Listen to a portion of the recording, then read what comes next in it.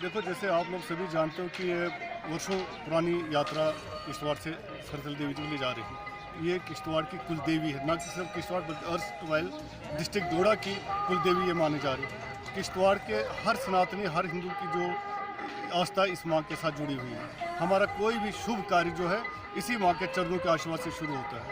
और आज ये हार अष्टमी, हार नवमी हर वर्ष माता का जन्मोत्सव मनाया जाता है और ट्रस्ट की तरफ से ये उत्सव मनाया जाए। इसमें 3 दिन के लिए जो वहाँ का भोजन या ट्रांसपोर्टेशन, वहाँ रहने का प्रबंध जो है वो ट्रस्ट मैनेजमेंट ही करती है। इससे पहले महाराजा के वक्त गवर्नमेंट की तरफ से जाती थी। बदकिस्मती यह है कि सरकार की ओर इस तरफ तवज्जो कम है।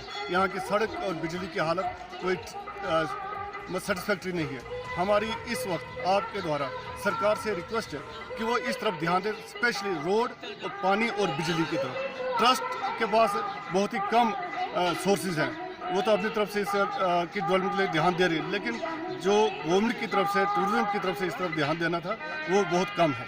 मेरी रिक्वेस्ट है गवर्नर एडमिनिस्ट्रेशन से वो इस तरफ ध्यान दें।